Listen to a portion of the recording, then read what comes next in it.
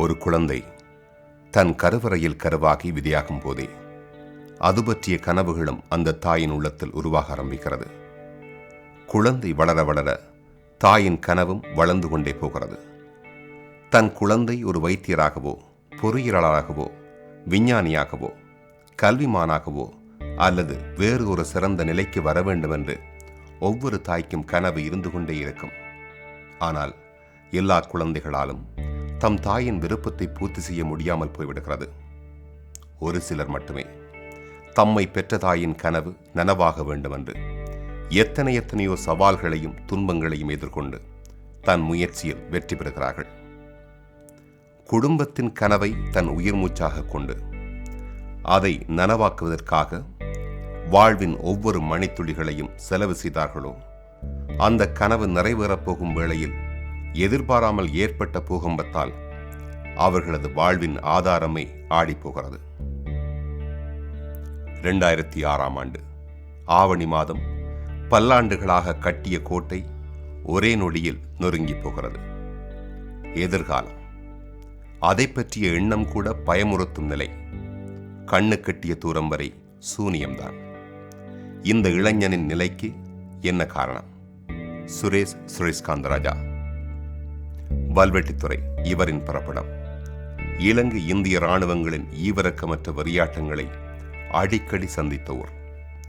குடும்பமே துப்பாக்கி முனையில் நின்றபோதும் 8 வயதில் இவர் இராணுவத்தால் தாக்கப்பட்டு உயிரை காக்க அங்குமிங்கும் ஏதிலிகளாக ஓடித்திரிந்து இறுதியில் 9 வயதில் கனடா வந்து சேர்ந்தார். இழப்புகளும் வேதனைகளும் வாழ்க்கையில் உயர வேண்டும் என்ற வெறியை இவர் நெஞ்சில் உருவாக்கின. சுரேஷே தனது வகுப்பில் எப்போதும் முதல் தரம் வகித்தான். படித்து பெரியாளாக வேண்டும் என்ற தனது தாயின் கனவை நிறைவேற்றுவதற்காக மிகவும் கடினமாக படித்தார். இவ்வாறு கனவை நெஞ்சில் வைத்து மிகுந்த அக்கறையோடு தொடக்கப்பள்ளி, இடைநிலைப்பள்ளி, உயர்பள்ளி என படித்து பல்கலைக்கழகம் புகுந்தார். பள்ளிகளில் படிக்கும்போது புலமை பரிசில்களையும் விருதுகளையும் பெற்றார். இக்காலத்தில் அவர் ஒரு திறமையான மாணவன் என்று பெயர் எடுத்ததோடு சமூக அக்கறை கொண்ட மாணவனாகவும் விளங்கினார். இவரின் அறிவுக்கும் திறமைக்கும் ஏற்றாற்போல் 16லேயே புகழ்பெற்ற IBM நிறுவனத்தில் பணிக்கமர்த்தப்பட்டார். தன் உயர்பள்ளி நாட்களில் பன்னாட்டு மாணவர் வேலை திட்டங்களின் கீழ் வெளிநாடுகளுக்கு சென்று உலக அனுபவங்களை பெற்றுக்கொண்டார். இவரது அறிவு தேடலும் அயராத முயற்சியும் இவரை தனது 18வது அகவையிலேயே ஓர் கணனி நிறுவனத்திற்கு சொந்தக்காரராக்கியது. சுரேஷ் 2006ஆம் ஆண்டு ஓட்டலு பல்கலைக்கழகத்தில் இலத்திரனியல் பொறியியல் துறையில் இளமானி பட்டத்தையும், 2008இல் கலைத்துறையில் இளமானி பட்டத்தையும், வில்ஃப்ரெட் லோரிய பல்கலைக்கழகத்தில் வணிக முகாமைத்துவ முதுமானி பட்டத்தையும் பெற்றார். பின்னர் மைக்ரோசாஃப்ட், அமேசான், என்விடியா, ரிம் போன்ற புகழ்பெற்ற நிறுவனங்களில் பணிபுரிந்தார். இவர் பல்கலைக்கழகத்தில் கல்வி கற்ற காலங்களில் மைக்ரோசாஃப்ட் நிறுவனத்திற்காக மாணவர்களை தெரிவு செய்யும் பொறுப்பும் பணியும் கூட இவரிடமே ஒப்படைக்கப்பட்டிருந்தது. இப்படியான திறமைசாலியான சுரேஷுக்கு என்ன நடந்தது? தனது தாயின் கனவை நனவாக்கும் வேளையில் என்ன பிழையாகி போனது? சுரேஷ் தனது குடும்ப இன்னல்களை மட்டுமில்லாமல் தனது இனத்தின் துன்பங்களையும் தனது நெஞ்சில் எப்போதும் தாங்கி வந்தார். இதற்காக தன்னால் இயன்ற உதவிகளை தனது இனத்திற்காக அவ்வப்போது செய்து வந்தார். குறிப்பாக வன்னியில் உள்ள அனாதை சிறுவர்களின் நலத்தில் மிகுந்த நாட்டம் கொண்டு செந்தளிர் இல்லம் எனும் அமைப்போடு இணைந்து அயராது உழைத்தார். இது மட்டுமல்லாமல் புலம்பெயர்ந்த மண்ணில் தனக்கு கிடைத்த கணனி கல்வி தாயகத்தில் உள்ள இளம் சமுதாயமும் பெற்று வாழ்வில் உயர வேண்டும் என்று ஆசைப்பட்டார். மேலை நாடுகளுக்கு நிகரான அறிவாற்றலோடு ஈழத்தமிழ் சமுதாயமும் வளர தன்னாலான உதவிகளை செய்ய வேண்டும் என்று உறுதி பூண்டார். வன்னியில் உள்ள வன்னிடெக் என்ற நிறுவனத்திற்கு தன் துறைசார் அறிவையும் கணனிகளையும் ஓட்டலு பல்கலைக்கழகம் மற்றும் மைக்ரோசாஃப்ட் நிறுவனம் ஆகியவற்றினூடாக பெற்றுக் கொடுத்தார். இத்தோடு நின்றுவிடாமல் வன்னிடெக்கை அடுத்த கட்ட முன்னேற்றத்திற்கு உயர்த்த ஓட்டலு பல்கலைக்கழகத்துடன் இணைந்து செயல்பட்டார். ஓட்டலு பல்கலைக்கழகமும் இதற்காக சகல உதவிகளையும் செய்தது. இவ்வாறு வன்னி சென்ற சுரேஷ் அங்கு கடினமாக வேலை செய்து செந்தளிர் இல்லத்தையும் வன்னி டெக்கையும் உயர்ந்த நிலைக்கு கொண்டு வர இரவு பகலாக கடினமாக வேலை செய்தார். இவர் வன்னியில் இருக்கும் வேளையில்தான் பல ஆயிரம் உயிர்களை பலிகொண்ட ஆழிப்பேரலையின் அனர்த்தங்கள் அவருக்கு நேரடி அனுபவமானது. சுரேஷ் மேற்பார்வையிட்டு வந்த 2 செந்தளிர் இல்லங்கள் முற்றாக அழிந்து முதல் நாள் தன் மடியிலிருந்து விளையாடிய 150 சிறார்கள் கொல்லப்பட்ட காட்சியை கண்ணிலே கண்டார். ஆழிப்பேரலையின் அனர்த்தத்தை கண்ட சுரேஷ் கனமான மனதுடன் எஞ்சியிருந்தவர்களை காப்பேன் என்று சொல்லி கனடா திரும்புகின்றார். கனடா வந்த சுரேஷ் தனது சேவையை தீவிரப்படுத்தி மேலும் கடினமாக உழைத்தார். இதுதான் சுரேஷ் செய்த தவறு. அமெரிக்க அரசினால் சுரேஷுக்கு வன்னிக்கு சென்றதற்கு குறைந்தபட்சமாக 10 ஆண்டுகளும் வன்னியில் உள்ளவர்களுடன் மின்னஞ்சலில் தொடர்பு கொண்டமைக்காக குறைந்தபட்சம் 15 ஆண்டுகளும் பயங்கரவாத சட்டத்தின் கீழ் குற்றம் சுமத்தப்பட்டார்.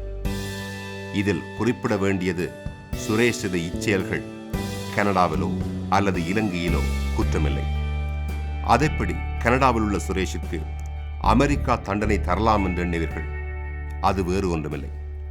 சுரேஷ் மின்னஞ்சல் அனுப்ப பயன்படுத்திய ஹாட்மெயில் எனும் இலவச மின்னஞ்சல் சேவை அமெரிக்காவில் இருந்தமையே காரணமாகும்.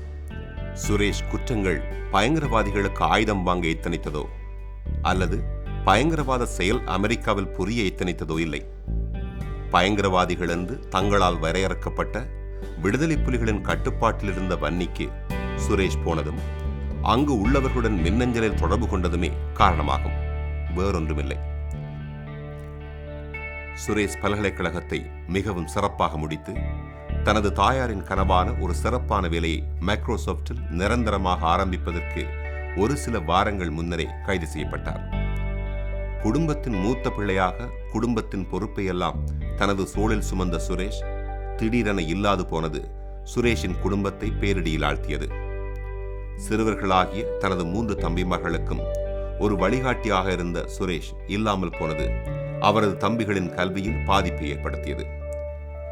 சுரேஷ் பிணையில் வெளியே வர 5 லட்சம் பெறுமதியான நண்பர்களினதும் சொந்தங்களினதும் சொத்துக்கள் பிணை வைக்கப்பட்டது.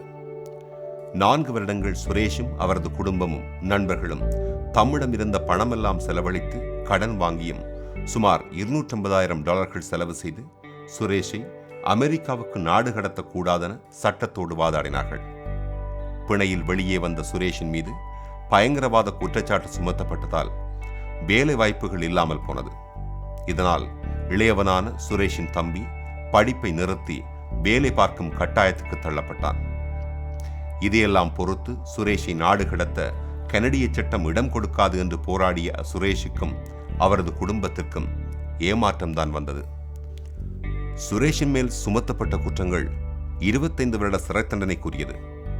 ஆனால் தற்போதைய அரசியல் சூழ்நிலை மாற்றங்கள் சாதகமான சட்ட நுணுக்கங்களையும் வைத்து வாதாடினால் சுரேஷ் நிரபராதி என்பதை நிரூபிக்கலாம் என்று அமெரிக்க வழக்கறிஞர்கள் திடமாக நம்புகின்றார்கள்.